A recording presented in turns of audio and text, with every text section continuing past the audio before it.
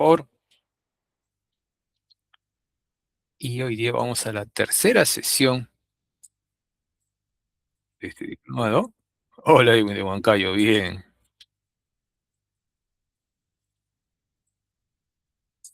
Y vamos a hacer el tema del día de hoy. En esta tercera sesión de Ingeniería de Datos y Análisis para la Toma de Decisiones, vamos en esta tercera sesión que vamos a ver los procesos ETL y la gestión de datos. El objetivo es comprender los procesos de ETL y las técnicas modernas de gestión de datos para garantizar calidad, consistencia y disponibilidad de información en entornos analíticos y la toma de decisiones oportunas, ¿no? Empresariales, por supuesto. El contenido, a ver, LT, la extracción, la transformación y la carga, vamos a ver solamente ETLs en ese punto. La limpieza de los datos a los data cleanings, la estandarización de los datos, la validación de los datos, problemas comunes en ETL y gestión de datos, y buenas prácticas en la gestión de datos. Comenzamos con el primer punto, que es el ETL, la extracción, transformación y carga. Y el ETL permite extraer los datos que lo vimos en un comienzo en los fundamentos, extraer datos desde múltiples fuentes, transformarlos según reglas del negocio, según necesidades que se tiene el negocio, y cargarlos en repositorios analíticos. Por supuesto que sí, tienen que ser esos requisitos que necesitamos para hacer ese regla de negocio. ¿Para qué lo necesitamos? ¿Cómo lo necesitamos esos datos? Para que estén guardados en este y usando este proceso ETL. Componente esencial en Data Warehouse y analítica empresarial. Y la extracción obtiene información de este ERPs, sobre lo que vimos en la sesión número 2 ayer, APIs y archivos o bases de datos. La transformación limpia, íntegra y adaptada en los datos para consumo analítico confiable. O sea, datos confiables tenemos que tener, almacenar esos datos, transformar esos datos confiables. Vamos a ver los procesos de ETL, cómo es esa extracción, transformación y carga que deben estar y cómo pensar para trabajar con ellos.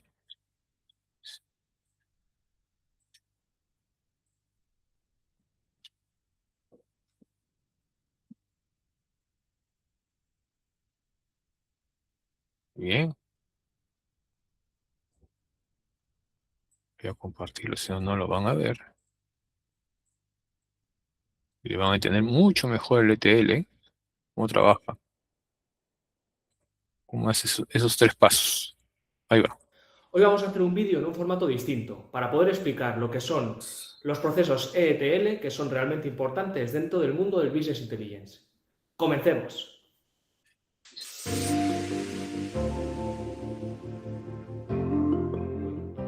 En este vídeo vamos a abordar el tema de las ETL, que es un tema, como ya... Una pregunta, ¿se escucha, no? ¿Se está escuchando, por favor?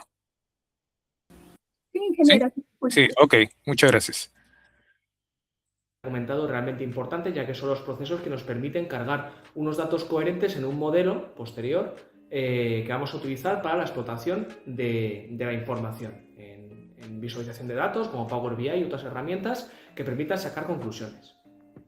Os invito a suscribiros al canal, a pasaros a ver los demás vídeos que son interesantes, que abordan todo este tema de Business Intelligence, principalmente y especializado en Power BI. Y os invito a comentar, a dar el like y apoyar al canal, a este proyecto que os puede permitir mejorar vuestras capacidades en Business Intelligence. Vale, ¿qué es ETL? ETL son las siglas de Extract, Transform and Load, es decir, extracción, transformación y carga. Y son los procesos en los cuales sacamos información de infraestructuras de datos, ya sean bases de datos, ya sean ficheros, ya sean sistemas, y sacando los datos de estas infraestructuras podemos limpiarlos, prepararlos y cargarlos en una herramienta donde podamos explotar la información. Estos procesos están enfocados a integrar distintas fuentes de datos, no una única fuente de datos, sino distintos orígenes en uno solo, creando un modelo coherente donde podamos explotar estos datos. Es decir, tras limpiarlos, normalizarlos, prepararlos, poder empezar a trabajar con ellos. El primer punto es la extracción. En la extracción nos encontramos con bases de datos, con sistemas, con ficheros, con infraestructura de datos, vamos a llamarlo de esta manera, del cual queremos sacar los datos para luego convertirlo en información. Aquí los datos pueden ser estructurados o no estructurados, es decir, no tienen realmente una estructura concreta, no es que tengamos que abordar un tipo de datos concretos, sino que vamos a tragarnos todos los datos para empezar a trabajarlos en las siguientes fases. Aquí los datos no son, como ya he dicho, no son información, no nos permiten sacar conclusiones, no nos permiten llegar a una toma de decisiones, sino que en este momento los datos son datos en bruto que no nos dicen nada por sí solos y que tenemos que prepararlos para poder explotarlos.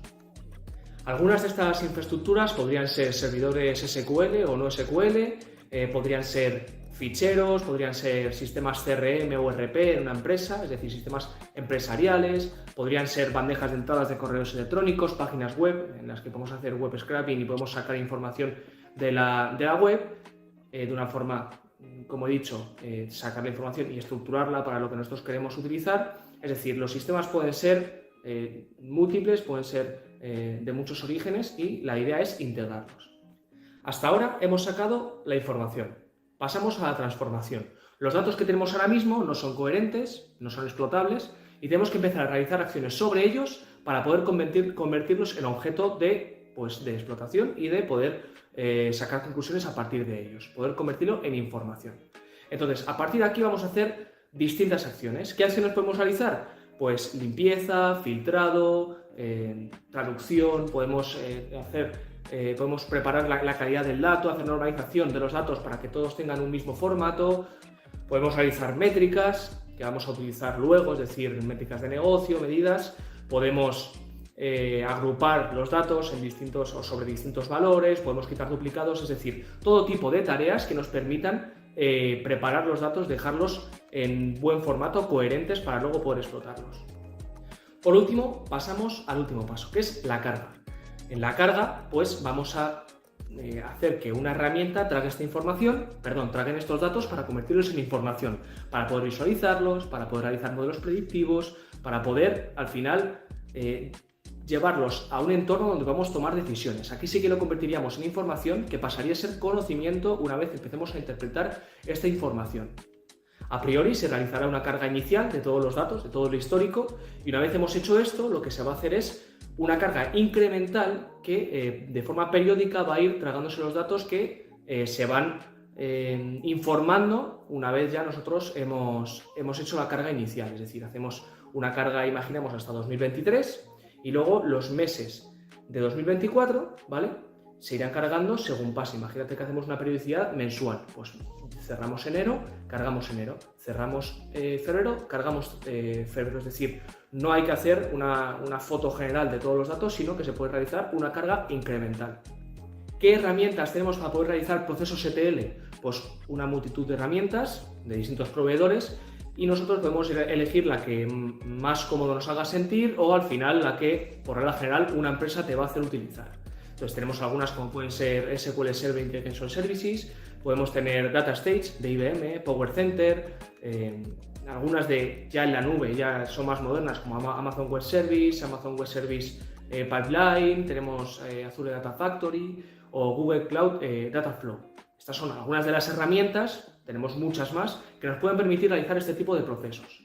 Lo que vemos en este canal normalmente es una herramienta, digamos un poco a menor escala, que es Power Query. En Power Query podemos hacer tratamiento de ETL a nivel usuario, podemos también codificar, pero a nivel usuario muchas veces, ya que permite tener una interfaz usuario, pero normalmente hay una cantidad ya que sobrepasamos de volumen de datos que hace un poco complicado trabajar con Power Query. Para eso podríamos hacer uso de otras herramientas de ETL. Para un volumen algo más reducido, cuando te digo reducido es que yo he llegado a trabajar con Power Query en varios millones de datos, pero si sobrepasamos esto igual ya se hace excesivamente lento. Pero si no sobrepasamos este límite, Power Query es una herramienta realmente cómoda, realmente fácil de usar y que puede hacer una cantidad de cosas incalculables. Y bueno, esto es todo por hoy, por este vídeo, espero que os sirva, es un concepto importante que es importante entender, es importante conocer, así que espero que os sirva como píldora informativa, espero que os haya gustado, que os suscribáis al canal, os invito a ello para poder seguir apoyando este proyecto donde podemos mejorar estas habilidades, comentar cualquier cosa que queráis aportar, darle me gusta y nos vemos en el próximo vídeo. Chao, muchas gracias. Todo lo que aporta el ETL, ¿no? Y saberlo usar. ¿Para qué? Igual como el LT, ¿no? Usarlos para las cosas específicas, cómo voy a trabajar. Con todos los datos que tengo, llevarlo por esos procesos. Ah, pero está compartido, sí. Ya está compartido. Muy bien. Sigamos con la extracción y transformación de carga. Voy a pasar a casos reales. En caso de bancos, ¿no? En los bancos hay transacciones desde aplicativos móviles, claro, usando tu billetera digital, tu ChatGPT, no, perdón, Yape, ATM y plataformas web hacia sistemas analíticos centralizados. En empresas retail están las ventas online y físicas, ¿no? Diariamente para los dashboards ejecutivos en tiempo real, o sea, lo que he vendido en una tienda física, lo que he vendido en e-commerce y mis deliveries. ¿Cómo están? En tiempo real. Las plataformas fintech, ¿no? Consolidan información de pagos digitales. ¿Cómo está sucediendo esos pagos digitales? Mediante este flujo de información, los pipelines de ETL automatizados. O sea, ¿cómo están haciendo esos pagos digitales? ¿Cómo se están realizando? ¿En qué tiempo? ¿Cuánto en efectivo? ¿En qué hora? ¿No? ¿Qué persona lo realiza? ¿En qué consecuencia realiza esa persona? ¿En qué tiempos?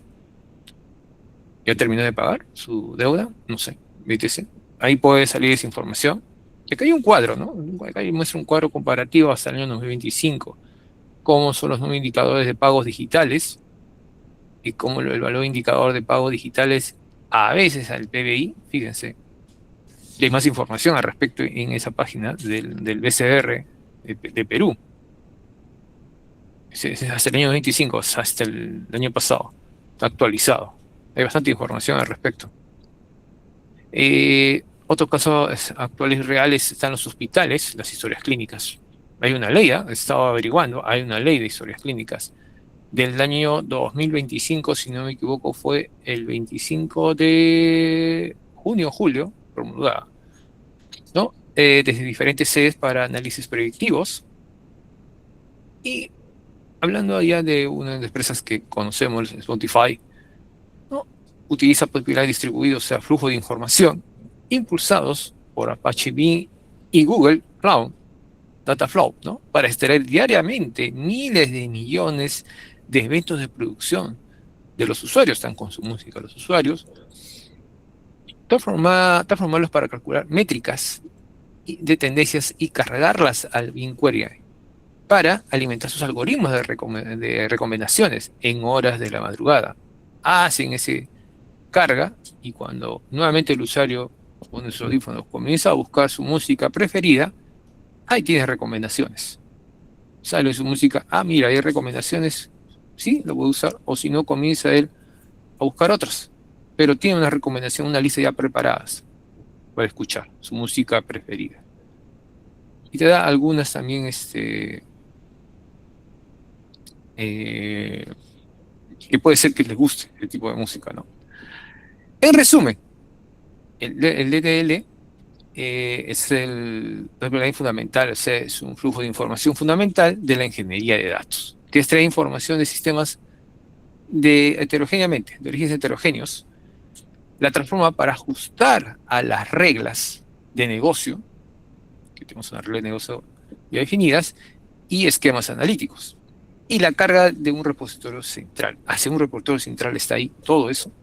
Evoluciona hacia arquitecturas ETL gracias al cómputo elástico de la nube. La nube nos permite escalabilidad, carga además, pero como lo ayer, ¿no? $25, ¿no? Debe ser el aumento de la escalabilidad, donde la transformación ocurre directamente en el destino.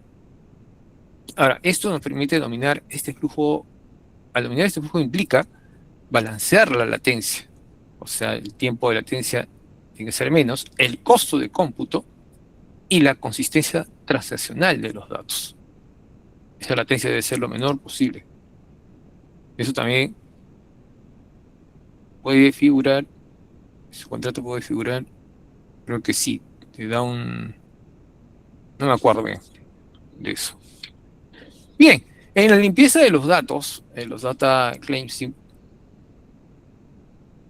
vamos a este siguiente punto de nuestro tema en la sesión 3, consiste en detectar y corregir errores, duplicidades de nuestra data, inconsistencias y valores faltantes. Eso es una limpieza de nuestros datos. De vez en cuando vienen vacíos, vienen figuritas puestas ahí. Entonces hay que corregir eso, esas duplicidades, inconsistencias. Para asegurar también la precisión analítica y confiabilidad de los modelos de negocio. Eso sí es importantísimo. Ahora, ¿de dónde viene esa data también?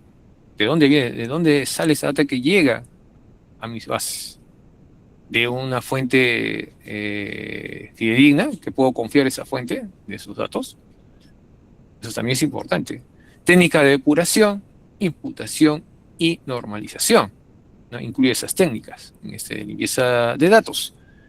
Y la mala calidad de datos puede afectar decisiones estratégicas y los mismos algoritmos cuando lo usen, ¿eh? En este caso, en una inteligencia artificial. Sí sucede.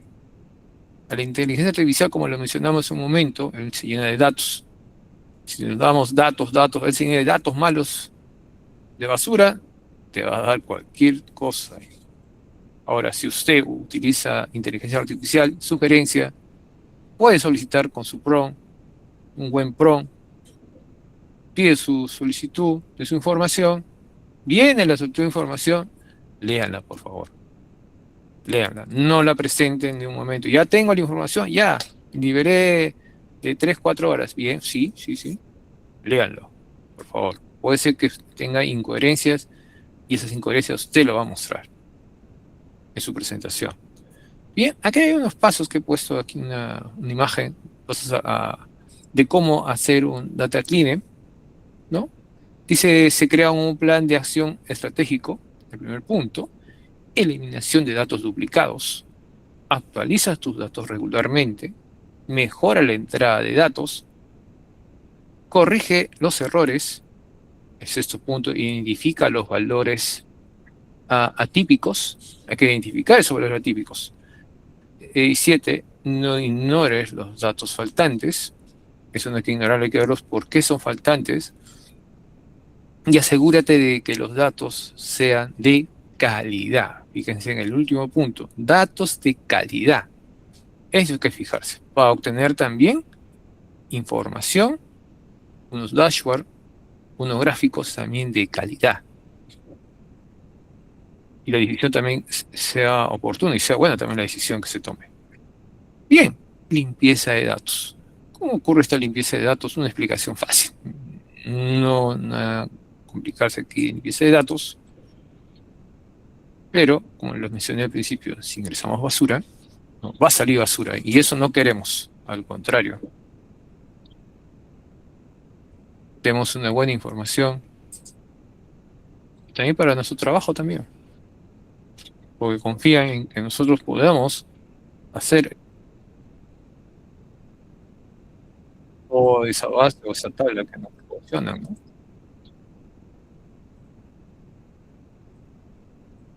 Saberlo manejar. A ver, porque quizás así. Limpieza de estos datos. Estamos viernes, ¿no? Ah, está lento. Está lento, mi pequeño amigo. Vamos. Voy a ampliar esto, ¿sí? Dicen que si metes basura, sacas basura. Y eso aplica perfectamente en análisis de datos. No importa qué tan sofisticado sea tu modelo, si tus datos están sucios, tus conclusiones serán equivocadas. Hoy te explico qué es la limpieza de datos, por qué es crucial, cómo se hace y cómo aplicarla en contextos reales de negocio. ¿Qué es la limpieza de datos? La limpieza de datos o data cleaning es el proceso de identificar, corregir o eliminar datos incorrectos, incompletos, duplicados o irrelevantes dentro de un conjunto de datos. La limpieza de datos incluye tareas como corregir errores tipográficos o de formato, rellenar o eliminar valores faltantes, detectar y tratar valores atípicos, unificar unidades o formatos de variables, eliminar duplicados y estandarizar categorías. El objetivo de la limpieza de datos es asegurar que los datos sean precisos, consistentes y útiles para el análisis. Ahora bien, ¿por qué es tan importante la limpieza de datos? La limpieza de datos garantiza que los análisis sean, primero que todo, confiables, o sea, sin errores que distorsionen los resultados. Segundo, que los datos sean reproducibles, es decir, que otras personas puedan obtener los mismos resultados con los mismos datos. Y tercero, que los datos sean interpretables, lo cual procura que se reduzcan las ambigüedades. Un dato mal escrito puede cambiar totalmente una tendencia. Por ejemplo, confundir 1000 con 100 puede alterar un promedio, una predicción o incluso una decisión de inversión. Antes de continuar, queremos invitarte a visitar la página auladeeconomía.com, donde encontrarás cursos gratis de economía, finanzas, análisis de datos, Excel, etc. En nuestro primer ejemplo vemos un caso de valores faltantes. Supongamos que una tabla de ventas tiene datos como el nombre del cliente, país y el monto de venta en dólares. Observamos que falta el monto de ventas en un caso y en otro falta el país. ¿Qué podemos hacer? Una opción es rellenar el dato del país faltante, si fuera posible por alguno basado en el historial observado. También se podría eliminar la fila si no se puede recuperar el dato. En el ejemplo 2, tenemos datos duplicados. Observamos en la tabla que hay un registro duplicado, porque es el mismo cliente, del mismo país y mismo monto. ¿Cuál puede ser la solución? Primero hay que detectar estos registros y luego eliminar todos los registros duplicados. Vamos al ejemplo 3, sobre inconsistencias de formato. En la tabla vemos formatos distintos para los mismos tipos de datos. Por ejemplo, las fechas con diferentes símbolos para separar los días, meses y años. O bien, símbolos distintos de miles o de decimales. ¿Qué podemos hacer en estos casos? Hay que unificar el formato de fecha y el formato de miles. En nuestro cuarto ejemplo, vemos el caso de los valores atípicos. En este ejemplo vemos un valor que es demasiado alto con respecto a los demás. Esto no es necesariamente un problema, pero sí requiere analizar si es un error de captura o un caso especial, por ejemplo, una venta mayorista. No siempre se eliminan los outliers, pero sí deben ser revisados. En nuestro canal tenemos otros videos sobre estos temas. Veamos algunas aplicaciones en la práctica empresarial. En materia de finanzas se requiere tratar datos inconsistentes, pueden generar errores en el balance o en los reportes de flujo de caja.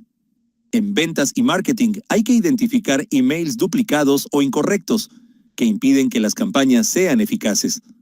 Los datos faltantes en clientes afectan la segmentación.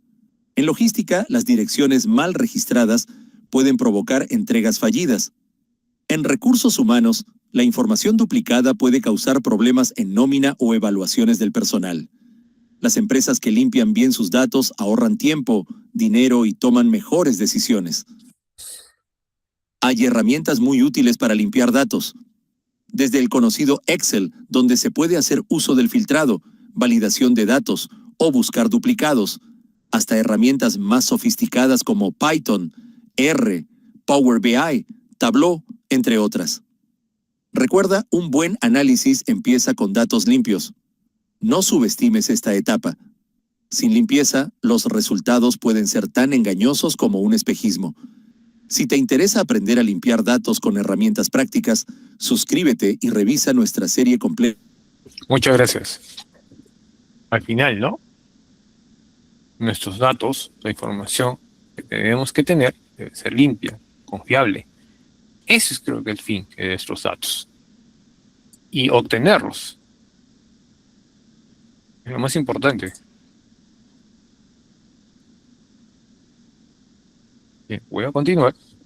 En casos reales de limpieza de datos, vamos al e-commerce, eliminan registros duplicados de clientes, como el ejemplo que estuvimos viendo en el video, para campañas de marketing precisas. Tenemos que eliminar esos duplicados.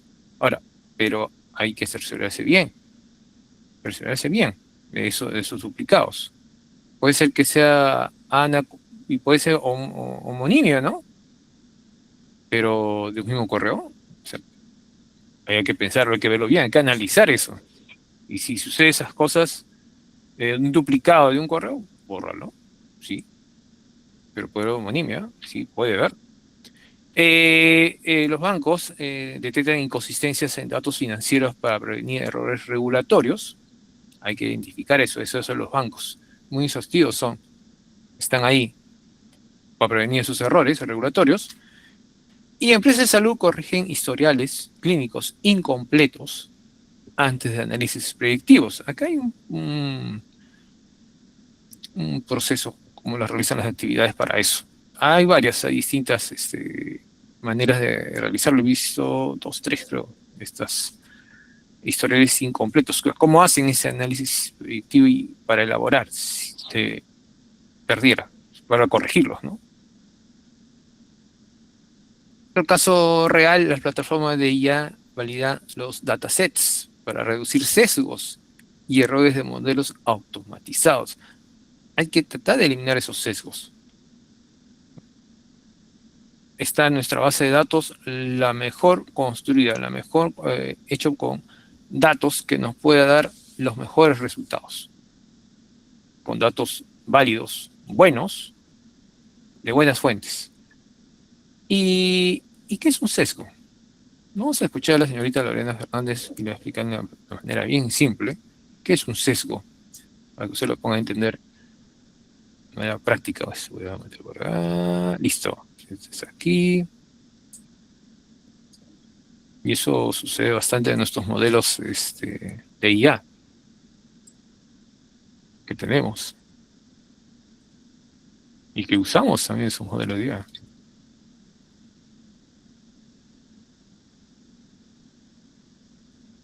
Por aquí, listo.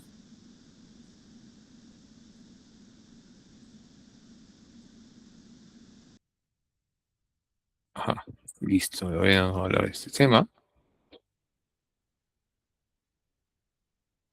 Los algoritmos, ¿lo harán los algoritmos? Pero vamos a ver lo que es un sesgo. Lo voy a explicar muy bien lo que es un sesgo. Hola, soy Lorena Fernández y hoy vengo a hablarte de los sesgos algorítmicos. Son sistemas cuyas predicciones benefician de manera sistemática a un grupo de personas, generando entonces situaciones de injusticia para otras.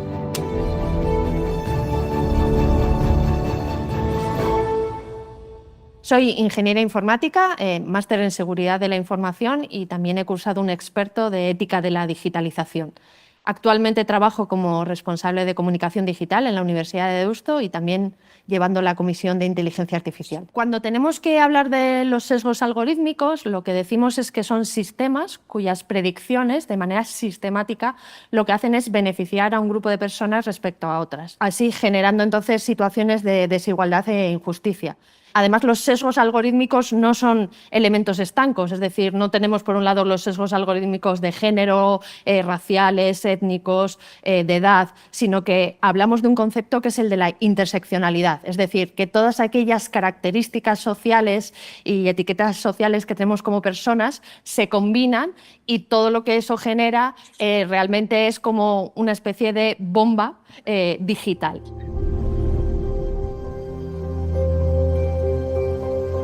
Hay una investigadora del MIT, Jo Blanwini, que además es fundadora de la Liga de la Justicia Algorítmica, que ella habla precisamente de la mirada codificada. La mirada codificada lo que nos dice que es un filtro invisible, porque realmente no lo vemos, pero que está decidiendo qué vidas son importantes, qué realidades son universales y, por tanto, también qué es lo que se queda fuera. Esto es como cuando estamos tomando una fotografía, ¿no? Que realmente decidimos cuál es el enfoque, pero también estamos tomando una decisión, a veces de manera consciente y otras no tanto, de qué se queda fuera de esa fotografía, de ese encuadre. La tecnología, los algoritmos nunca jamás son neutrales. Siempre tiene una incidencia sobre la vida de las personas. Esto no quiere decir que per se tenga que ser una incidencia negativa o que sea una incidencia buscada por las personas que crean esa tecnología, pero siempre, siempre tiene ese impacto. Y luego, la segunda frase que más escucho, aparte de que la tecnología es neutra, ¿no? Porque si son unos y ceros, ¿cómo van a tener opiniones, van a ser subjetivos? La siguiente que escucho es que, bueno, que la tecnología o las herramientas no son ni buenas ni malas, depende del uso que se haga, ¿no? Hay muchas decisiones tecnológicas de aquellas personas que crean esa tecnología que también, digamos, que enfocan a que esa tecnología pueda ser más buena o más mala.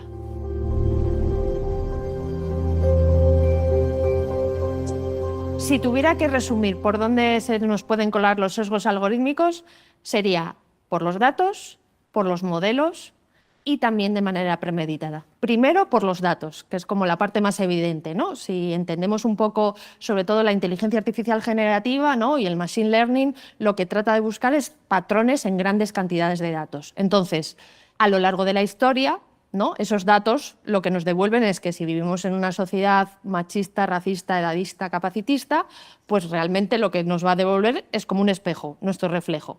Ese sería un elemento a través de los datos. Pero no solo eso, porque si solo fuera con los datos, más o menos se podrían poner soluciones a este sesgo algorítmico.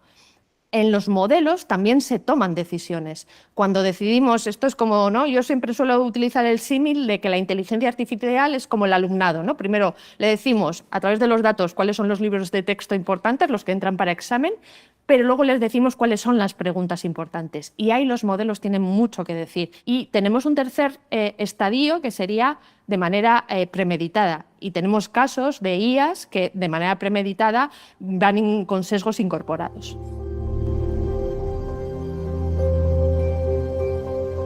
La diversidad es clave porque necesitamos que todas las miradas sean incorporadas en los desarrollos que se hacen a través de esos unos y ceros. El problema de tener datos no diversos es que realmente hacemos una simplificación de la sociedad en base a ese privilegio. Claro, cuando buscamos cómo solucionar esto, decimos, ¿dónde podemos mirar? Lo primero que nos viene es pensar en que son las empresas tecnológicas las que deberían estar incorporando la ética y la perspectiva de género desde el inicio. Esto debería ser, en vez de ese elemento reactivo, debería ser muy proactivo desde el inicio. Pero lo que pasa con las empresas tecnológicas es que normalmente el ámbito de la ética está ahí presente siempre y cuando no colisione con los modelos de negocio. Tratar de poner el foco en las tecnológicas es bastante complejo. Y más en una realidad geopolítica como tenemos ahora, casi de tecnofeudalismo, ¿no? Un elemento clave de la diversidad, que a veces se analiza muy poco, es el tema de los propósitos. Si echamos una mirada a día de hoy a los principales desarrollos de inteligencia artificial, sobre todo los que tienen mayor impacto sobre la ciudadanía, nos damos cuenta que vinieron no a resolver un problema social. Es decir, nadie pidió una IA para que generara ilustraciones. De hecho, nadie pidió una IA para que suplantara trabajos vinculados a la creatividad, ¿no? Entonces, ahí el elemento del propósito es clave, es decir, aquella tecnología cuyo propósito realmente es solventar un problema social existente es, digamos, el elemento crucial. Por ejemplo, hay ahora muchas IAs vinculadas al ámbito de la salud, cuyo propósito, por ejemplo, es mejorar los diagnósticos en temas como el cáncer de mama y que ayudan mucho, ¿no?, como apoyo a aquellas personas que trabajan en medicina para detectar patrones que no hubieran descubierto de otra manera. Yo siempre digo que es importantísimo que tengamos a más mujeres construyendo tecnología y, en este caso, inteligencia artificial. Claro, la mala noticia es que no está pasando. O sea, si miramos los datos a nivel global, solo el 18% de las personas que hoy en día están desarrollando inteligencia artificial son mujeres. Entonces, para mí es crucial que las mujeres y grupos diversos estén pensando esa tecnología precisamente para que nos digan qué cosas les pasan, les interpelan e incorporen ese conocimiento al desarrollo tecnológico. Entonces, lo que tenemos que buscar es esa diversidad, que es una palabra ya un poco manida, pero a todos los niveles. Necesitamos diversidad en los datos, necesitamos diversidad en los equipos, necesitamos diversidad en las empresas que están trabajando y diseñando esos sistemas y también necesitamos diversidad en los propósitos. Tú también puedes incidir en cómo se construye la tecnología, porque las grandes plataformas sin las personas no son nada.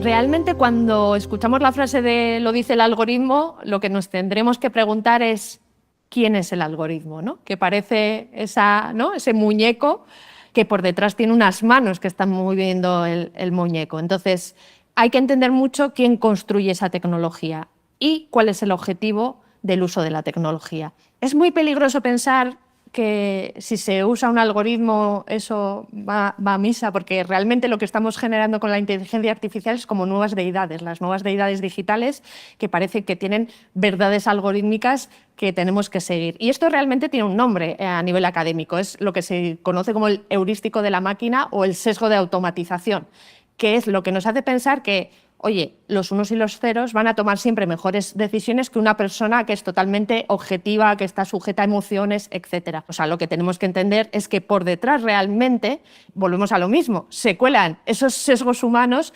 codificados a través de los datos o las decisiones de los modelos. Y luego además hay otro elemento condicionante en este ámbito digital que es lo que conocemos como déficit de indignación algorítmica. Y es que hay muchos estudios también que lo que nos dicen es que las personas nos molesta menos si un fallo lo comete un algoritmo o una máquina que si lo comete una persona. Entonces, claro, a menor nivel de indignación, menor nivel de búsqueda de una solución para ese fallo. Como ciudadanía, para mí, un mensaje es: estas herramientas estamos a tiempo de enfocarlas para que aquellas personas que han sido históricamente marginalizadas puedan decidir sus futuros sociotécnicos dignos. Cuando estamos conectadas, tenemos la fuerza suficiente para hacer que esas tecnológicas cambien de rumbo. Es decir, el destino de la inteligencia artificial no está marcado. Está en nuestras manos que consigamos reorientar todo esto. Y también está en nuestras manos que esa fotografía vaya ampliando cada vez más el encuadre y que no se deje a nadie atrás.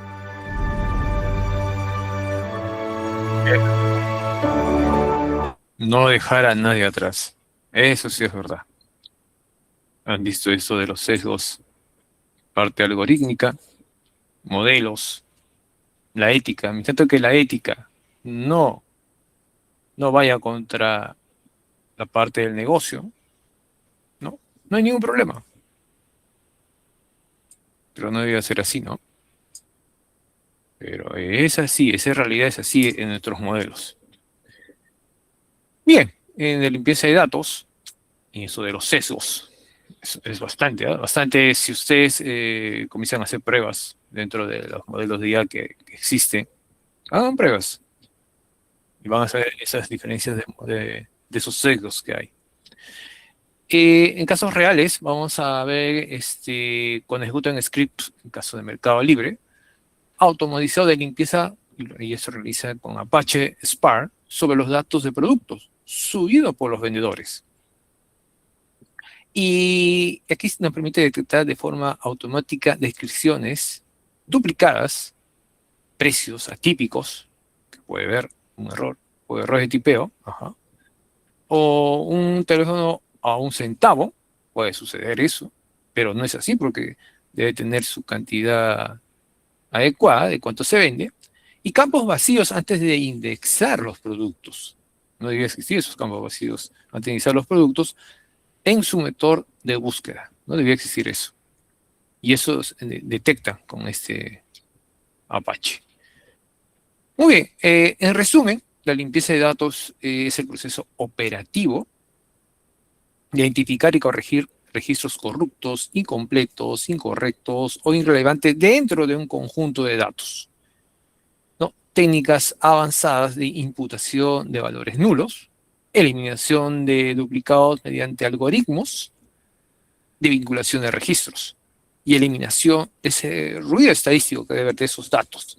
Tratar de sacar todos esos duplicados, los vacíos, los atípicos, bueno, acá analizar esos atípicos también. Ahora, en este paso es crítico ya que evita el efecto de garbage in, el garbage sea como basura, si lo traducimos garbage in, inicio de basura, el garbage out, los giga, en los modelos predictivos de la organización. Tratar de no tener esos datos basura. Tratar de hacer esa limpieza de nuestros datos. Y hay personas especializadas en eso, ¿eh? Limpieza de datos, le entregan su base a comenzar a trabajar. Y lo hacen algunos muy bien. ¿Para qué? Un buen conocimiento de cómo usar sus herramientas y comienzan a trabajar ahí. Estamos en tercer punto, la estandarización de los datos. Y para tener un buen estándar, debe haber una buena normalización, ¿no? O sea, normalizamos y estandarizamos bien nuestros datos. Bien, la estandarización busca uniformizar formatos, estructuras y reglas de presentación de datos.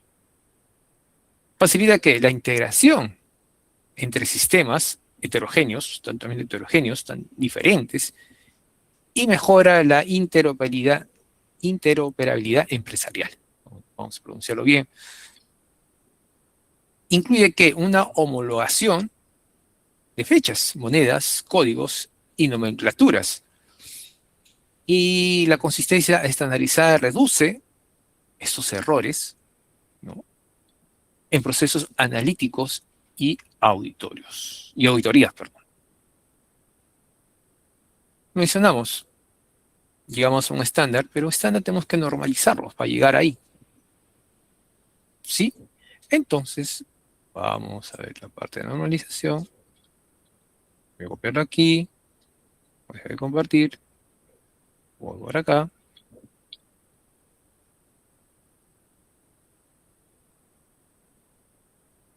Ujú.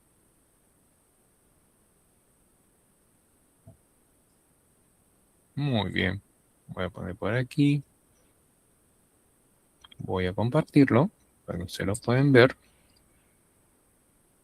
Ahí está.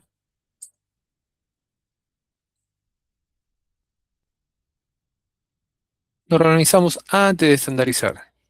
Comprender la normalización de datos te ayudará a estandarizar y organizar la información de manera efectiva para la gestión de activos de IT y TAM. Sin normalización de datos, las bases de datos pueden contener activos duplicados o inconsistentes, volviéndolas poco confiables. En este video, exploraremos qué es la normalización de datos, por qué es crucial y cómo puedes aprovecharla para optimizar tus operaciones de ITAM. Entonces, ¿qué es la normalización de datos? En términos simples, es el proceso de limpiar la información recopilada para hacerla clara y legible por las máquinas. Los sistemas suelen recolectar datos en diferentes formatos, lo que genera duplicaciones, información irrelevante y costos innecesarios de almacenamiento.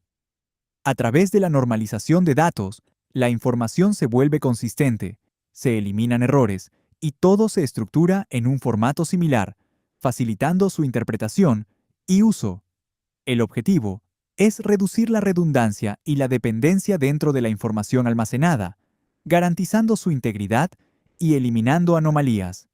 Es fácil confundir la normalización de datos con la estandarización de datos. Aunque ambas son fundamentales para una gestión de datos eficiente, cumplen propósitos distintos. La estandarización de datos implica unificar formatos entre diferentes fuentes de datos, mientras que la normalización se centra en organizar y transformar los datos dentro de un mismo conjunto o base de datos. Los datos normalizados son preferidos en sistemas transaccionales que requieren una estricta integridad de datos, donde la información se organiza en múltiples tablas relacionadas. En cambio, los datos desnormalizados se utilizan en sistemas analíticos que priorizan la velocidad de consulta, combinando información de varias tablas en una sola estructura. ¿Por qué es necesario normalizar los datos? Los datos desordenados y no normalizados presentan desafíos significativos. Por ejemplo, buscar Google Chrome podría no arrojar los mismos resultados que buscar Chrome debido a inconsistencias. La normalización mejora la precisión de las búsquedas y refuerza las conexiones entre los elementos de datos relacionados. La normalización también mejora la funcionalidad y el rendimiento de la base de datos. Hace que los datos sean más fáciles de clasificar, filtrar y analizar, facilitando la exploración y el reconocimiento de patrones. Los usuarios pueden visualizar más registros en una sola página, mejorando la comprensión de la información. Además, La normalización simplifica los procesos para los usuarios. Garantiza que la información sea consistente, precisa y libre de duplicados, permitiendo que múltiples usuarios accedan, interpreten y confíen en los datos con mayor seguridad. Algunos de los principales beneficios de la normalización de datos incluyen facilitar la búsqueda de información, optimizar el trabajo de los agentes de ITAM y liberar espacio de almacenamiento. Cuando se manejan grandes volúmenes de datos, la normalización reduce significativamente el uso innecesario de espacio. Los datos normalizados funcionan sin problemas con herramientas de análisis, proporcionando resultados más precisos. Tener datos limpios y estandarizados es clave para tomar decisiones informadas y guiar las estrategias de ITAM. ¿Cómo se normalizan los datos? Primero, identifica la necesidad de normalización, que suele surgir cuando hay problemas de comunicación, informes poco claros o inconsistencias en la representación de los datos. Luego, selecciona herramientas adecuadas. Busca soluciones con funciones integradas de normalización de datos. Por ejemplo, Innovgate Asset Management normaliza automáticamente toda la información dentro de tu inventario de IT, optimizando tus operaciones y ahorrando tiempo y esfuerzo. Comprender el proceso de normalización de datos es fundamental. Generalmente, implica aplicar reglas o formas de normalización para reestructurar los datos, eliminar redundancias y establecer relaciones entre tablas. Empieza analizando y evaluando las relaciones entre los datos. Identifica claves primarias, dependencias y atributos para detectar redundancias y anomalías que deban corregirse. Aplica reglas de normalización según los requisitos específicos de tu conjunto de datos. Esto incluye dividir tablas, crear relaciones mediante claves y asegurarte de que cada pieza de información se almacene en un solo lugar. Una vez normalizados, valida y ajusta los datos para garantizar su precisión y consistencia. Documenta la estructura de datos normalizados, incluyendo las relaciones entre tablas, claves y dependencias, para facilitar el mantenimiento y futuras actualizaciones. La gestión de activos de IT depende de información confiable, y la normalización de datos desempeña un papel clave en esto. Mejora la consistencia, precisión y utilidad de los datos, haciéndolos esenciales para el seguimiento de activos y la toma de decisiones. Algunas de las mejores prácticas para la normalización de datos incluyen analizar la estructura y relaciones de los datos, aplicar las formas de normalización de manera incremental y establecer relaciones adecuadas entre tablas mediante claves primarias y foráneas. Garantiza la atomicidad descomponiendo los datos en atributos separados y considera las necesidades de rendimiento y escalabilidad al normalizar. Documenta el proceso detalladamente, valida los resultados y revisa periódicamente el modelo de datos para adaptarlo a los cambios. Por último, elige herramientas y tecnologías que admitan funciones de normalización de datos. Usar el software adecuado simplifica el proceso y reduce el esfuerzo manual, asegurando que los datos normalizados sean eficientes, precisos y confiables. En resumen, la normalización de datos garantiza que toda la información esté limpia, organizada y sea de fácil acceso. Tener datos confiables es la base para operaciones de ITAM efectivas, mejorando la consistencia, precisión y experiencia del usuario. Nuestro software de ITAM normaliza automáticamente tu inventario de IT, optimizando el seguimiento de activos, garantizando la integridad de los datos y proporcionando información valiosa. ¿Tienes alguna opinión sobre este tema? Muchas gracias. Primero, antes de la estandarización, normalizamos. Tenemos nuestros datos ahí. Ya podemos trabajar con ellos.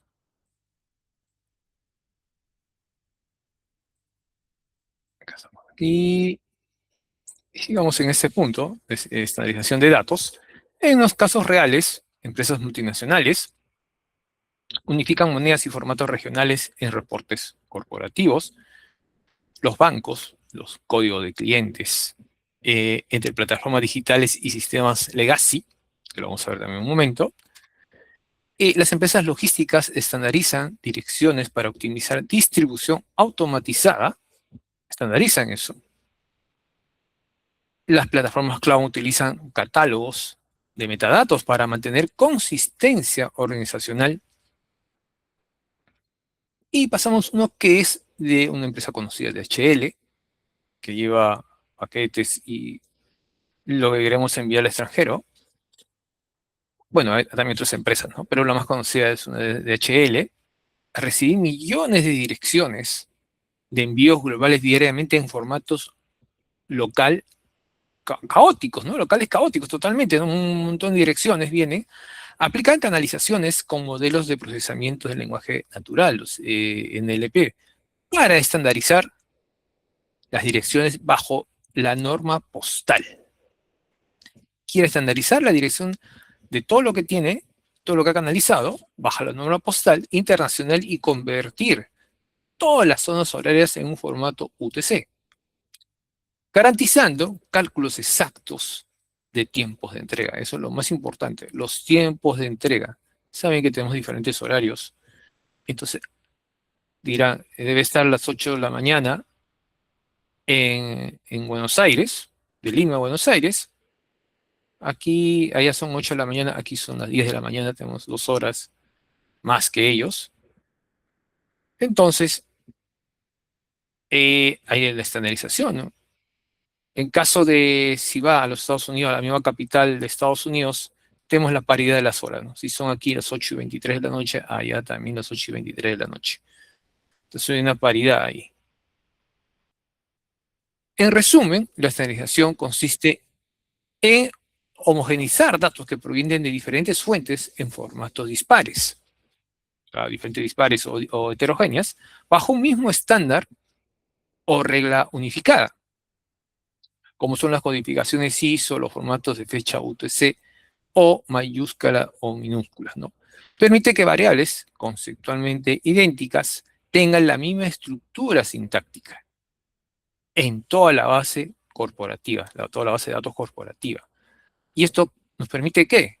Nos facilita operaciones de combinaciones, o sea, conocido como joins, la indexación rápida en sistemas de almacenamiento a gran escala. Pasamos a este punto que son validaciones de datos. ¿Cómo validamos estos datos? La validación de datos verifica que la información cumpla, que esa información que nosotros tenemos cumpla las reglas del negocio. Esa validación de datos. Los formatos y restricciones definidas. Nos permite ¿qué? Detectar datos inválidos antes de ser utilizados en sistemas analíticos. Antes de que pasemos a análisis analítico, vamos a dar un tiempo de detectar esos datos inválidos. Demos un tiempo para tomar una buena decisión de esos datos analíticos que han aparecido en mi dashboard. Incluye validaciones sintácticas, semánticas y referenciales. Y nos permite, es esencial para garantizar integridad y confiabilidad en los procesos de ETL, en este proceso de ETL de los datos, ¿no? Cómo los voy a guardar, llevarlos, transportarse. Un caso actual es en esta práctica de validación de datos. Los bancos validan formato de cuentas y transacciones para evitar fraudes. Eso sí, tienen que estar siempre validando eso, tratando de que no se limpie pues el dinero que está mareado o los fraudes que se pueden evitar, ¿no? En estas cuentas. El sistema de facturación electrónica, en este punto, verificar datos tributarios automáticamente. Estas empresas de telecomunicaciones validan los millones de registros de clientes diariamente. Esas transacciones ocurren diariamente, haciendo sus pagos para su uso tanto de prepago como postpago y otros servicios más que ofrecen los operadores. Y las plataformas de comercio electrónico, validar su stock, parte logística y precios a tiempo real. Eso le permite validar esa validación de datos. Vamos a la parte que son casos reales. Stripe. No sé si se han escuchado Stripe. El Striper es una plataforma tecnológica que permite a empresas y autónomos, como nosotros un pequeño negocio, aceptar pagos en línea o en personas de manera segura y flexible. Y eso implementa, el mismo Stripe implementa un framework de validación estricta en tiempo real para todas las transacciones financieras que procesa, ¿no? Y estos datos de pago carecen de un token válido o un monto si es negativo. El pipeline o el flujo de información lo rechaza instantáneamente si no ocurre eso, modificando el sistema de prevención de fraude, sin corromper el almacén de datos central. O sea, si no se pudo lograr la transacción, y para no perderlo, él lo retiene. Y está ahí. Hasta que sea nuevamente solicitado o por qué no se ocurrió la transacción. Y ahí es la parte ya de auditoría que verifica eso. ¿Por qué no ocurrió la transacción? ¿Por qué no se realizó? Y este Stripe, vamos a conocer un poco Stripe, la mejor pasarela de pagos, que lo menciona. Puede haber otras, ¿ah? Pero menciona bastante Stripe.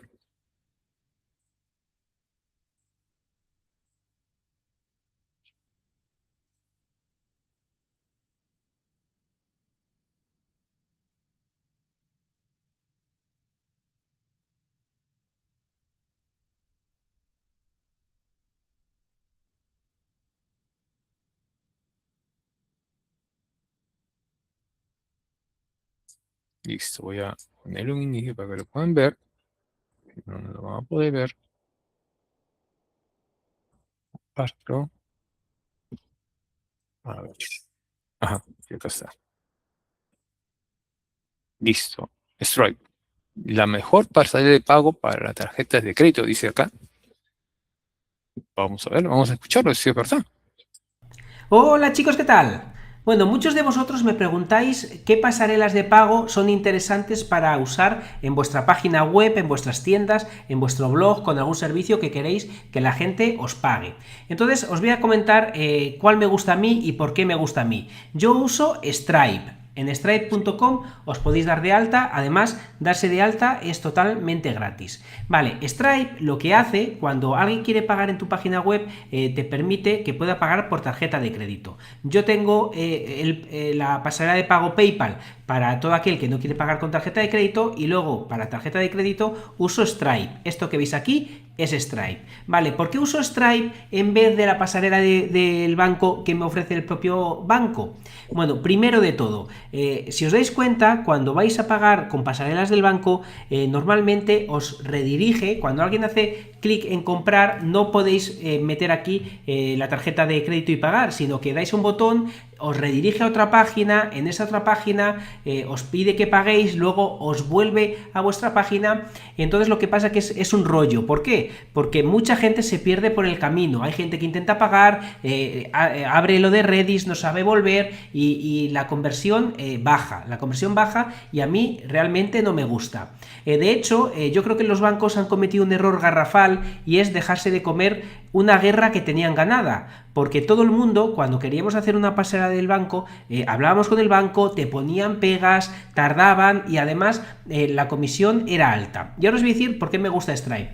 Stripe, darse de alta en Stripe es totalmente gratis. Tú no pagas por usarlo. Lo que tú pagas es una comisión por cada una de las ventas, que dependiendo del país es una. Por ejemplo, en mi caso, que estoy en Europa, para tarjetas de Europa, es 1,4% más 0,25. Y si alguna persona de fuera de Europa me paga, me cobran el 2,9% más 0,25.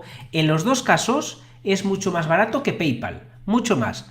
En cambio, esta comisión sí es cierto que es más alta que la que te va a ofrecer un banco, pero lo que pasa es que Stripe no te cobra ningún fijo por usarla, y aunque ahora muchos bancos la están quitando, todavía te cobran un fijo por usar la pasarela del banco. Entonces mensualmente, trimestralmente te pasan un cargo por hacer uso de la pasarela de pago. Entonces yo me he cansado de estar pagando fijos por este motivo. Es cierto que ahora te llaman cada 2x3 porque quieren ofrecerte sus pasarelas del banco, pero son mucho menos usables que Stripe. Entonces os recomiendo que lo probéis, que veáis cómo la conversión de vuestra página mejora gracias a Stripe si tenéis una pasarela del banco tipo Redis o cualquier otra, que lo que hace es que haces clic en pagar, te manda a su sistema y luego te vuelve. Aquí no te manda a ningún lado, directamente aquí te pide el número de tarjeta, le das a pagar y además tú no te quedas con ningún dato de la tarjeta. Es Stripe el que se encarga de todo, por lo que os lo recomiendo 100%. La única limitación que tiene con respecto a la pasarela del banco es que Stripe te exige tener el certificado de seguridad. Entonces, si queréis usar Stripe, necesitáis el certificado de seguridad y luego el plugin de Stripe, que además estamos de enhorabuena porque antes era de pago el plugin de Stripe y ahora ya es gratuito. Entonces, si yo voy a GoTeams Stripe, aquí lo podéis ver, antes este plugin era de pago y ahora lo han vuelto gratuito. Si es de pago tampoco os preocupéis porque yo os lo regalaba en mi zona premium, pero lo han vuelto gratuito, por lo que no hay ningún problema para que lo podáis usar. Y lo que os digo, os lo recomiendo 100% porque es un pedazo plugin y lo que es más importante, Stripe es una pedazo plataforma. Y como os cobra por una comisión de cada venta, no tenéis que pagar nada si no vendéis nada. Solo vais a pagar esto. Y luego, cuando te das de alta en Stripe, tienes que añadir tu cuenta bancaria para que te hagan el ingreso de todo el dinero que vas recibiendo. Pero ya os digo que es muy sencillito. Haré otro vídeo de cómo funciona Stripe por dentro para que veáis lo bien y lo fácil que se usa. Entonces, bueno, es una duda que me habéis preguntado muchos, que sepáis que yo lo que uso es esto y espero que os valga y os sea útil. Nos vemos en el siguiente vídeo. ¡Hasta luego! Es gratuito, ¿ah? Parece que vamos a hacer unas pruebas, a ver, acerca de su uso. Pero vamos a buscar antes más información al respecto. Bien, Stripe, o Stripe, como dicen en español, una buena opción, ¿ah? Bien. En la validación de datos, vamos al resumen en sí. En la validación de datos es la fase de control de calidad, donde se comprueba la forma automatizada si los datos transformados cumplen con las restricciones de integridad y las reglas de negocio predefinidas.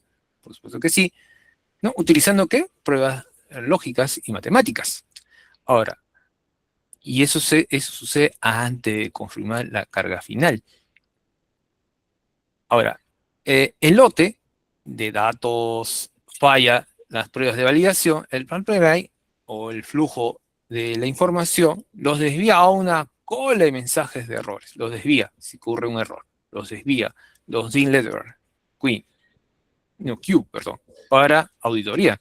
Todo lo que sucede, si no sucede la transacción, y eso en todas partes, en los bancos financieros, los fintech, y en caso de ustedes hagan una transacción comprando, sucede eso. Si no sucede la transacción, el dinero queda ahí.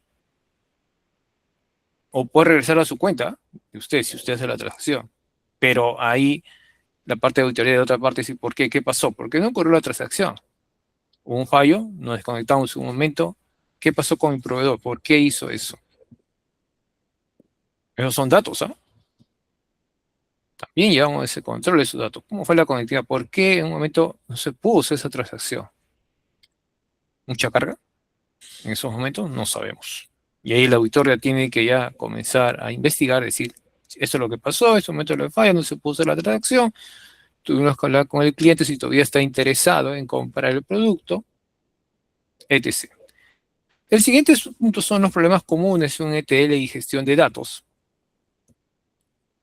Aquí enfrentamos problemas como duplicidad, pérdida de datos, incompatibilidad de formatos y baja performance. Aquí vemos esos problemas comunes en ETL y gestión de datos.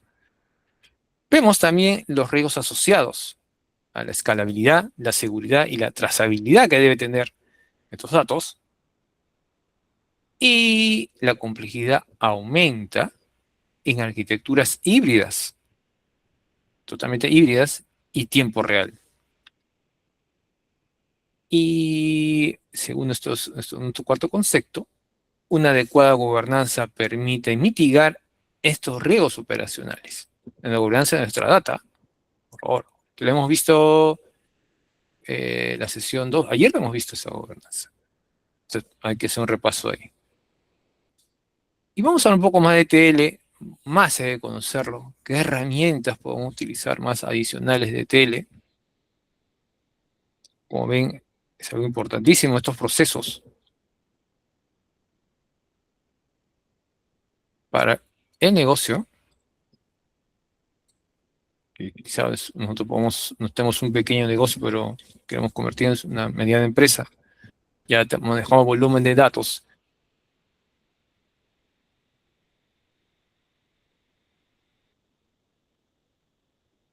Y hay que trabajar en eso. Y hay que ampliar nuestro horizonte empresarial. Vamos a competir, ¿no? Si queremos salir a competir, ¿no? Competirlo.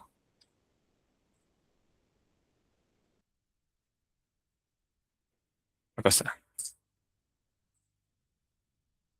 Hola a todos y bienvenidos de nuevo a este canal. Hoy veremos lo que es el proceso ETL y comentaremos algunas de las herramientas más utilizadas para realizarlo.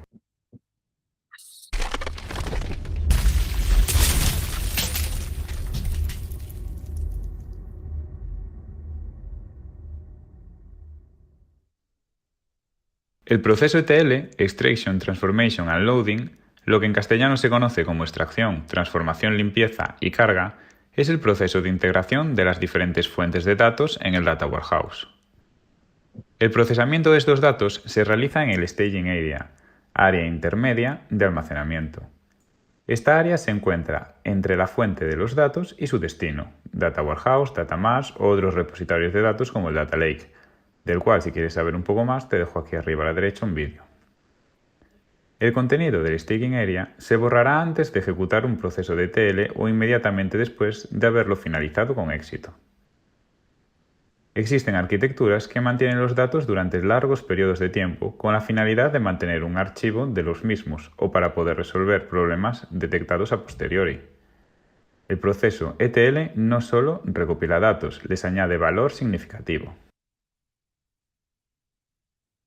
Ahora veremos cada uno de los puntos. Empezamos por la extracción. La primera parte del proceso ETL consiste en extraer los datos desde el sistema de origen. Esta fase consta de 3 pasos.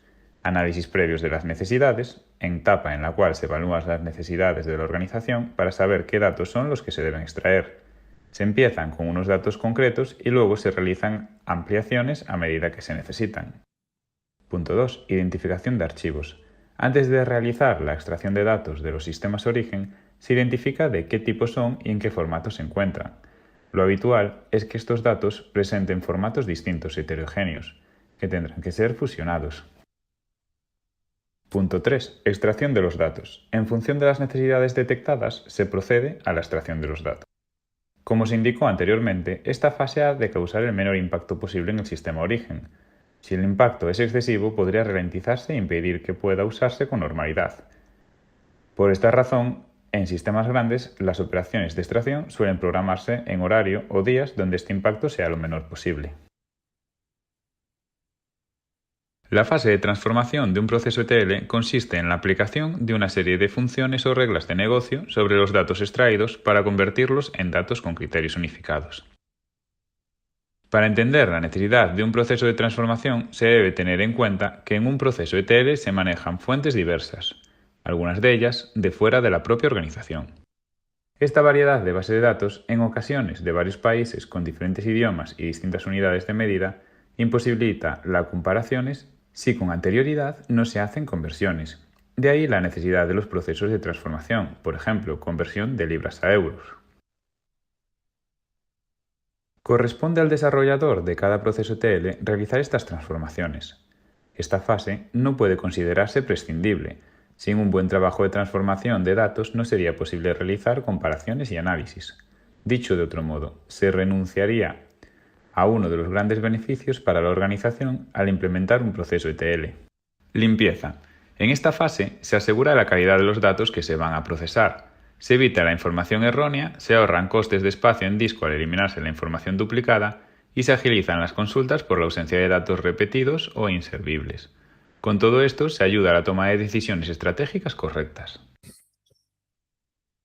Para realizar este proceso de limpieza se realiza una descomposición, análisis y posterior montaje del conjunto de datos.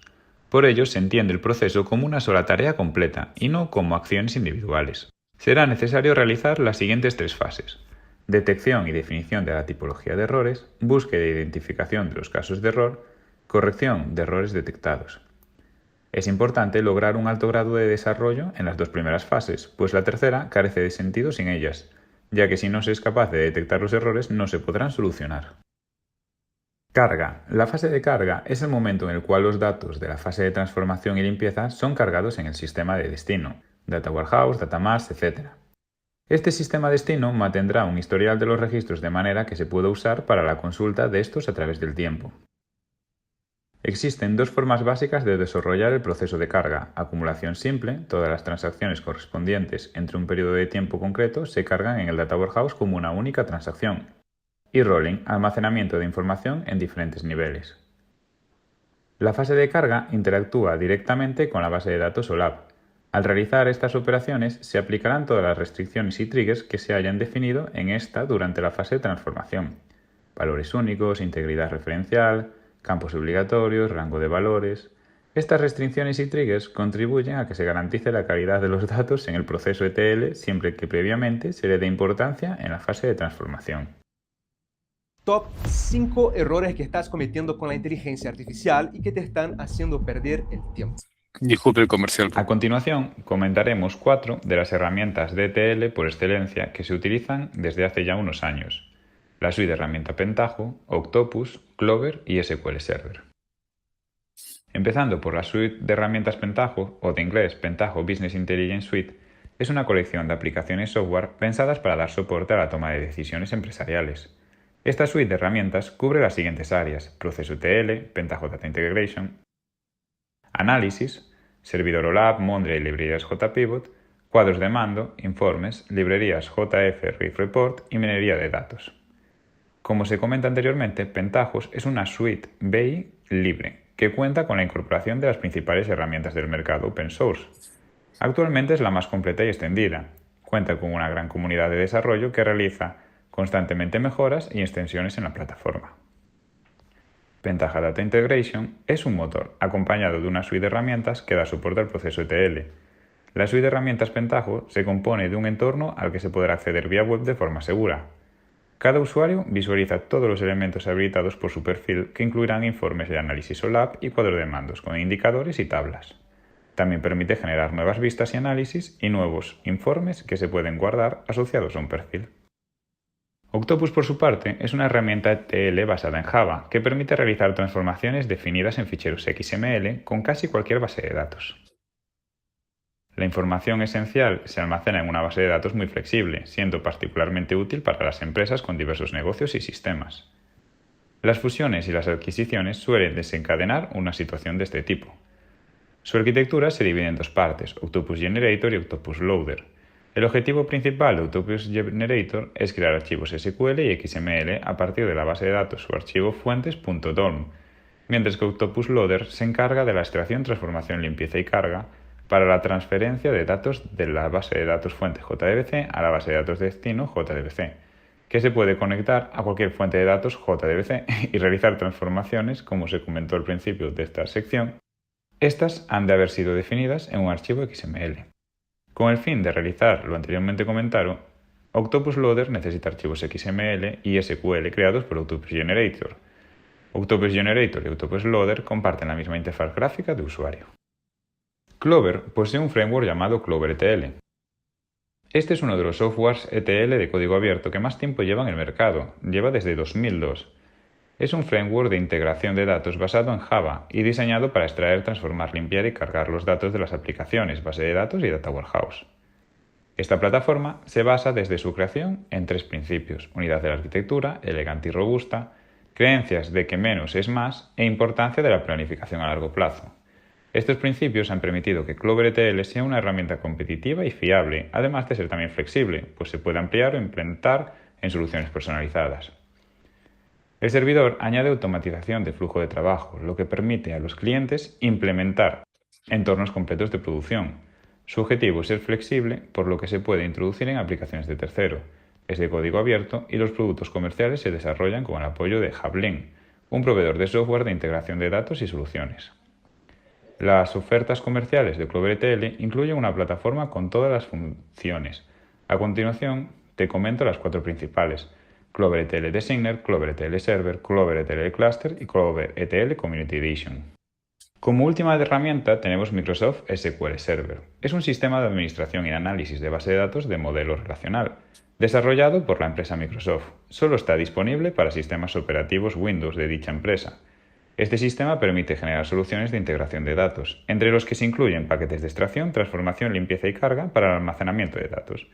Posibilita la utilización de varias instancias en el mismo servidor físico, previa configuración, al igual que trabaja en modo cliente-servidor, donde la información y datos se alojan en el servidor y los terminales o clientes de la red solo acceden a la información. Además, te permiten administrar información de otros servidores de datos. También incluye un entorno gráfico de administración que permite el uso de comandos DDL y DML gráficamente. Existen diferentes ediciones según las versiones de SQL Server, las cuales ofrecen servicios diferentes a un coste también diferente. Tomando como ejemplo la versión SQL Server 2014, esta se puede clasificar en ediciones principal, especializada y de amplio uso. Finalmente, aquí te dejo un cuadro en el que puedes ver las diferencias entre cada una de las herramientas que acabamos de comentar.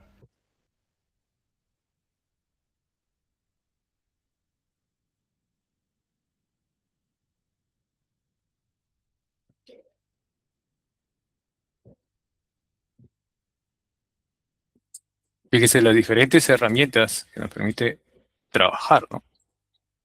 Claro, hay que tener un presupuesto también para ellas. Depende de la herramienta que utilicemos, ¿no? Claro. Tiene un costo eso. Bien. Vamos a casos reales y dentro de los problemas comunes de ETL y gestión de datos. Las empresas cloud experimentan retrasos en sus flujos de información, los pipelines, por crecimiento masivo de datos. ¿Sí? Entonces, cloud. La integración entre sistemas legacy y plataformas modernas genera inconsistencias.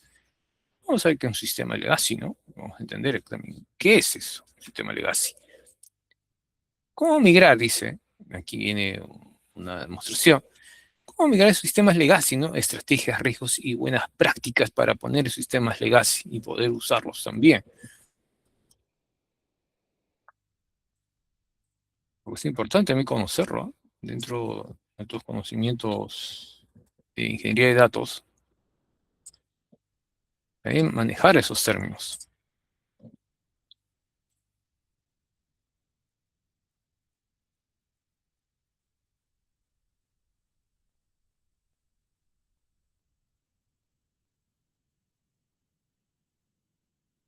Ahora comerciales. Listo, vamos a verlo aquí. Voy a compartirlo para que vamos a entender los sistemas legacy, ¿no? Cómo trabajan también. Se menciona bastante también eso. Aquí va. Hoy nos metemos de lleno en un tema crucial, la migración de sistemas. Algo que muchas empresas afrontan, ya sea por modernizar, por normativas o por necesidad de crecer. Vamos a apoyarnos en un capítulo que trata justo de esto, de las estrategias. El objetivo es desgranar un poco esas tácticas principales, los pasos que no te puedes saltar. Veremos que planificar bien y ejecutar con precisión técnica es vital. Vale, pues vamos a ello. El material que tenemos menciona 3 estrategias clave, ¿verdad? Lift and shift, que a veces llaman rehosting. Eso es. Luego replatforming y finalmente refactoring o re-architecting. Exacto. Son como 3 niveles de meter mano, digamos. Lift and shift es, coger lo que tienes y moverlo tal cual a la nueva plataforma. Es rápido, sí. Se usa mucho si hay prisa. Pero claro, no optimizas nada para el nuevo sitio. Entiendo. Mover y listo. Luego está el replatforming. Aquí sí haces pequeños ajustes. Mueves el sistema, pero aprovechas para, usar una base de datos gestionada en la nube, por ejemplo. Algo que mejore un poco el rendimiento o la gestión sin tener que rediseñarlo todo. Vale. Un paso intermedio. Y el último, refactoring. Ahí ya hablamos de rediseñar, de reconstruir partes importantes. Es el que más valor te puede dar a largo plazo, sobre todo si quieres aprovechar a tope las ventajas de la nube. Pero también, lógicamente, es el que pide más inversión, más tiempo, más recursos. Lo interesante es ver ese equilibrio, ¿no? Entre lo rápido que quieres ir, lo que te quieres gastar y lo que esperas ganar. Claro, tiene todo el sentido. Son caminos muy distintos. Pero a ver, antes de elegir uno de estos caminos y empezar a mover cosas, ¿por dónde se empieza? Supongo que no es solo decidir la estrategia y ya. Uf, para nada. Improvisar aquí suele salir mal. La evaluación previa es fundamental. El texto lo deja muy claro. Marca 5 pasos clave. Primero, inventario técnico. Saber qué tienes exactamente. Servidores, bases de datos, APIs, todo. Vale. Segundo, y este es un punto donde muchos resbalan según el material, analizar las dependencias. Ver cómo tu sistema se conecta con otros, interna y externamente. Ignorar esto puede ser un desastre. Me imagino, sí. Algo deja de funcionar en otro lado. Exacto. Tercero, evaluar los costes actuales, para saber de dónde partes y si realmente ahorras después. Cuarto, identificar riesgos. ¿Qué puede ir mal? Pérdida de datos, caídas del servicio, seguridad. Y quinto, definir cómo mides el éxito. Con métricas claras, ¿sabes? ¿Qué tiene que pasar para decir ha ido bien? Sin todo esto es como saltar a ciegas. Queda clarísimo. Preparación ante todo. Y una vez tenemos esa base, entramos ya en la parte técnica, la ejecución. El material menciona fases como diseño, pilotaje, validación con usuarios, Sí, automatización con infraestructura como código, eso de usar código para montar la infraestructura. eso es. IAC. Muy importante. Y luego migración progresiva, monitorización. Aquí es donde la cosa se pone interesante, ¿no? Donde se hace realidad. Así es. Y en todas esas fases, gestionar los riesgos que identificaste antes es vital. Por ejemplo, para evitar perder datos en la transferencia, pues usas validaciones, checksums, o para que el servicio esté caído el mínimo tiempo posible, planificas ventanas de mantenimiento muy ajustadas, o usas técnicas de migración en caliente si se puede. Claro. Y fíjate, el texto insiste mucho en la fase de pilotaje. No es solo una prueba técnica nuestra, es ponerlo a funcionar con usuarios reales, un grupito, para asegurarte de que el negocio puede operar bien con lo nuevo antes de lanzarlo a todo el mundo. Es como un control de calidad esencial. Entendido. Asegurar que funciona para quien lo usa. Y para que veamos todo esto en acción, el material trae un caso práctico.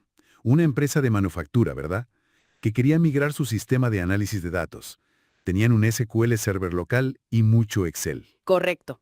Un caso bastante típico, de hecho. Su problema era que tardaban mucho en sacar informes, la calidad del análisis no era óptima y, claro, nada de acceso remoto fácil. ¿Qué hicieron? Pues una mezcla, un replatforming para la base de datos, moviéndola a Azure SQL Managed Instance, que es básicamente SQL Server, pero gestionado en la nube de Microsoft. Ajá. Y luego un refactoring parcial para la parte de análisis. Quitaron el Excel y metieron Power BI para las visualizaciones, que es mucho más potente e interactivo. Y para mover y transformar los datos, usaron Azure Data Factory. Vaya, un cambio completo en cómo trabajaban con los datos. ¿Y los resultados? ¿Qué consiguieron? Pues mira, los resultados que citan son bastante buenos. Redujeron el tiempo para generar informes clave en un 60%. Un montón. ¿Un 60%? Sí. Además, consiguieron acceso seguro desde cualquier sitio, que para ellos era muy importante, y estimaron un ahorro en costes operativos de un 30% al año. Hombre, son cifras importantes. El caso ilustra bien el potencial. Entonces, resumiendo la idea central. La migración no es solo cambiar de sitio la tecnología, es una oportunidad estratégica, ¿no? Para mejorar procesos, quitarse de encima deuda técnica y, sobre todo, sacar más partido a los datos. El texto recalca buenas prácticas, entender bien lo que tienes, diseñar pensando a futuro, implicar al negocio siempre, automatizar lo que puedas y documentar bien. Todo eso. Y esto nos lleva a una última reflexión, quizás para que la audiencia le dé una vuelta. Hemos hablado de modernizar, de ahorrar costes, que es lo obvio. Pero, y aquí va la pregunta, ¿de qué otras formas, quizás menos evidentes, una migración bien pensada, como estas que hemos visto, podría desbloquear valor que estaba oculto, o descubrir capacidades nuevas, o generar eficiencias inesperadas en los sistemas y procesos que ya tiene la organización, más allá de lo que se buscaba al principio? Es algo interesante sobre lo que pensar, ¿no crees? Así es. Eso es verdad. Hay que pensar mucho antes para lograr esa migración. Podemos decir, por ejemplo, ¿no? Usamos hoja de Excel, estamos creciendo, ahora vamos a ir a un SQL Ensure, que está un asistente en la nube, pero hay que pensarlo bien. Son costos. ¿Cómo nos va a afectar? ¿Qué más está afectando?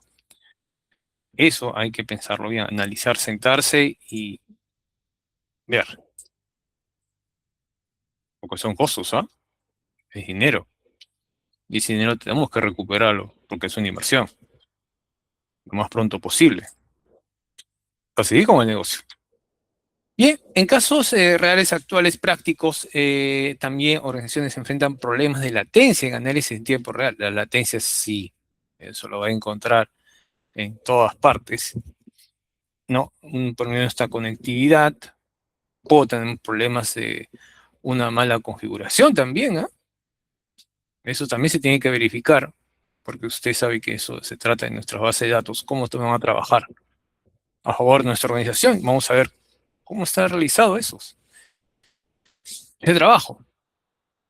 Y siempre, cuando veo personas que trabajamos aquí en tecnología, un buen proveedor. Viendo estos problemas de latencia que puede ser que sea una mala configuración, etc. O un parche que tenemos que poner, un service pack, ponerlo acá. Entonces, verificar con su proveedor, ¿no? Ahora, no es poner el parche, ¿no? Sino hay que leer qué cosa, qué cambios va a hacer en tu base. Y a tu sistema operativo, por supuesto. Hay que leer las referencias, y ahora hay que bastante internet, y justo con inteligencia artificial te puede dar datos, ¿no? ¿Qué hago esta actualización? ¿Qué está modificándose? ¿Qué se está modificando dentro de mi sistema operativo que yo tengo de este Windows Server? Y ahí se va a enterar. Y a usted decir, no, esto no, o voy a esperar, a ver, hablo con mi proveedor de Microsoft, ¿no? ¿Qué puedo hacer acá? Otros casos reales, actuales y prácticos, la falla en sincronización, estas fallas de sincronización pueden producir reportes financieros incorrectos e incorporaciones. Eso sí sucede. Sucede. Y cuando sucede es un dolor de cabeza, eso sí, y no afecta solamente a una área, sino a varias áreas en ver eso. En caso de Netflix enfrentó graves problemas del esquema Dream, ¿no? Cuando las aplicaciones, es un aplicativo que tiene, cuando las aplicaciones de origen modificaban los formatos JSON de los logs de usuarios sin previo aviso. Hacían la modificación nomás, rompiendo los esquemas rígidos de lectura. Ahora, ¿cómo lo solucionaron esto? Implementando esquemas dinámicos basados en el Apache Abort y un Confluent Schema Registry que detecta cambios de versión en tiempo real. Eso es todo, de acuerdo de Netflix, ¿no? Netflix, usted va a buscar un video, busca en Netflix y él comienza a trabajar para proponerle otro video para que siga usando el aplicativo. Y no solo uno, sino varias propuestas le da. Y él verifica en qué día de semana y a qué hora usted usa su servicio. Y le ofrece esa tanda de posibles películas que a usted le gustaría ver. De acción, drama, dibujos animados, etc. En resumen, los problemas comunes de ETL enfrentan recurrentemente problemas críticos en producción como el desfase de esquemas, cuellos de botellas por asimetría de datos, fallo de la conectividad con los API de origen y desbordamiento de memoria. Ahora, hay que gestionar estos inconvenientes, ¿no? Hay que diseñar flujos tolerantes a fallos, configurar reintentos con retrasos exponenciales y reestructurar particionamientos eficientes. Ahora, no podemos ignorar estos problemas, ¿eh? Porque si los ignoramos, destruye la confiabilidad de estos sistemas o los acuerdos, los SLA, los acuerdos de nivel de servicio del negocio. No podemos ignorarlo eso. Si queremos hacerlos, no. No hay que tratar de hacer eso, al contrario. Buscar una solución. Ahora, bueno, puede ofrecerle ya una solución si buscamos su solución a los problemas. Hablamos con los proveedores, pero se tiene que encontrar una solución al respecto. No hay que dejarlo ahí, de un día para otro, sino hoy día está el error, hoy día tenemos que encontrar una solución. Bien, en las buenas prácticas de la gestión de datos, el último punto que tengo en esta sesión, incluyen automatización, monitoreo, documentación y control de la calidad continuo.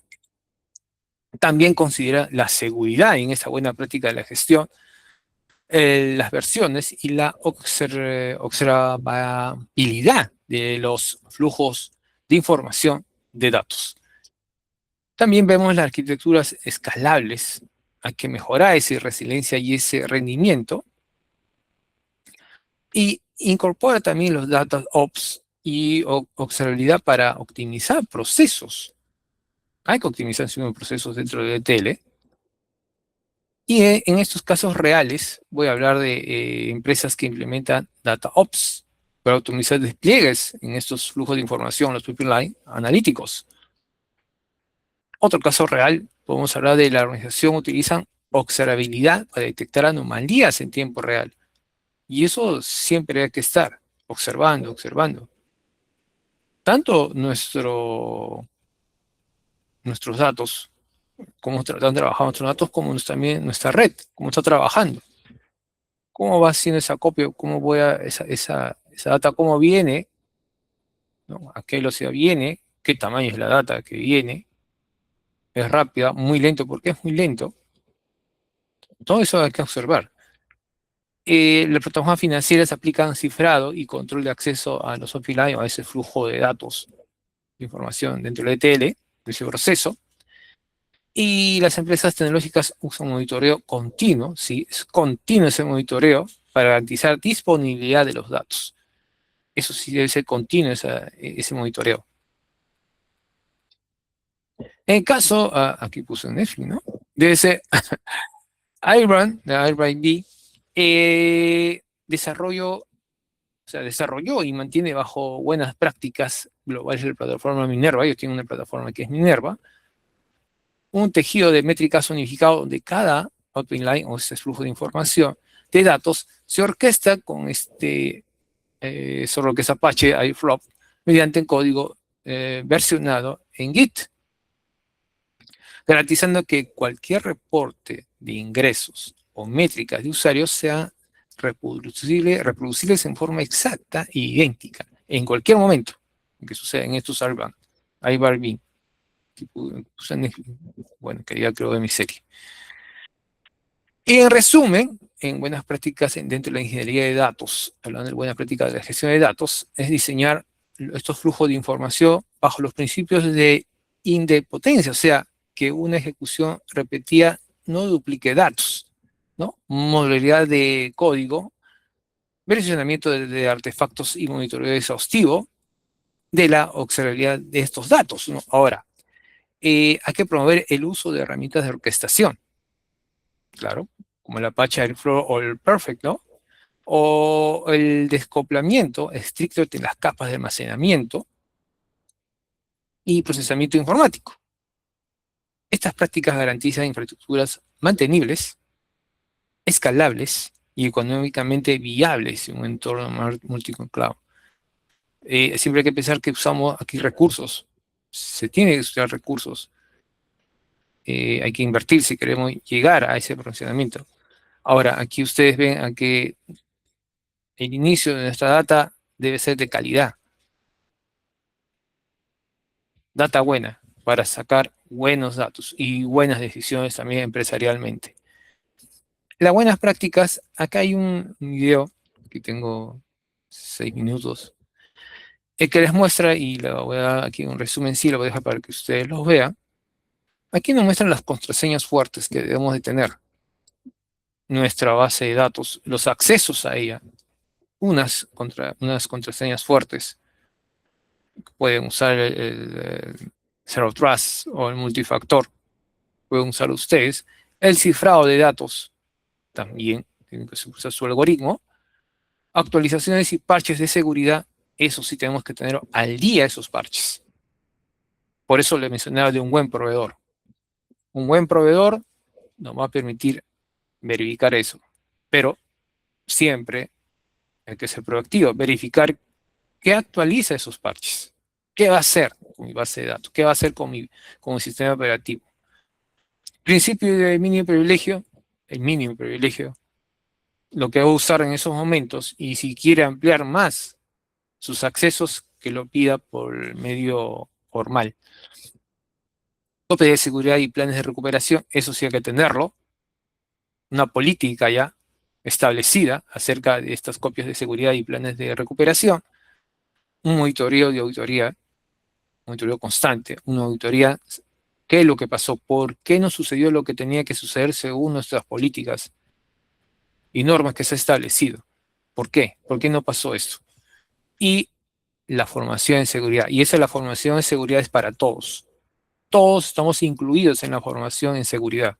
De nuestros datos, porque son datos de nuestra organización, la que tenemos que cuidar. Bien, ¿qué tengo más aquí? Sí, tengo más, claro. Sí, hay más. Tengo una bibliografía para ustedes que puedan leer. Hay una que es de ley de errores, está muy interesante. Esta es la escritura híbrida, que la pueden entender mucho mejor y cómo trabaja. Y eso es en la nube con aquí un servidor. Y buenas prácticas del gobierno y gestión de datos aplicados, ¿no? Aquí dejo un video.